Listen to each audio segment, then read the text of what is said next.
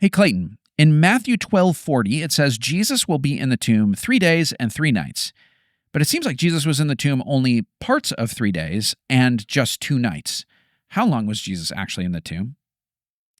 Here's a principle that we use when we run into things that are confusing. We always want to interpret the less clear parts of Scripture in light of the more clear parts of Scripture. So we always want to say, what do we know pretty clearly about this? And let me tell you some things we know pretty clearly. We know Jesus was crucified on a Friday. Okay, we are told in Mark 15 that he was crucified on the day before the Sabbath, and the Sabbath is always Saturday in that culture. Sometimes people today will talk about, I took my Sabbath on this day or that day, but in the ancient Jewish world, Sabbath is Saturday. It's always Saturday, okay? And so this is the reason why they actually wanted to bury his body right away, because they weren't going to be allowed to do the work of burying a body on the Sabbath. And so they wanted to get it done before Sabbath started. And so they were doing it on Friday, right? So he died on a Friday. We know this.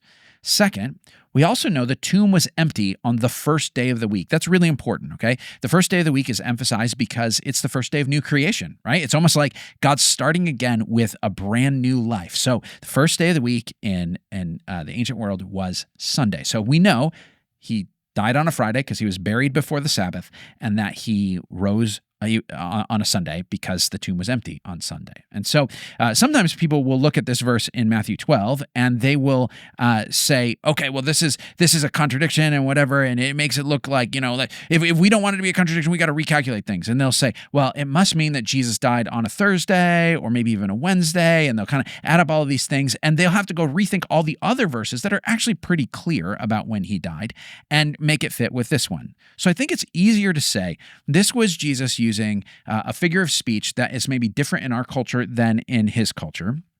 And it's most likely that what he's doing is, first of all, he's making a rhetorical point because he's comparing his death and resurrection to Jonah, the story of Jonah when he was in the fish for 3 days and came out after that.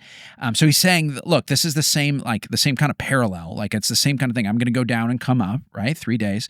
But there's also kind of a normal Jewish practice to refer to a day, a part of a day as a day, right? When you're counting how many days, if it only covers part of a day, you can count that as one day. And there are examples of this in the Old Testament and in Jewish literature. So it is probably just a cultural way of expressing an amount of time that is less precise or said in a different way than we would in our culture. So how long was Jesus in the tomb? He was in the tomb from Friday afternoon all the way until early on Sunday morning, which was the third day after he died. Thanks for listening. If you've got your own questions, email questions@BibleSavvy.com. Like and subscribe to catch our regular episodes every Monday on the Bible Savvy Podcast.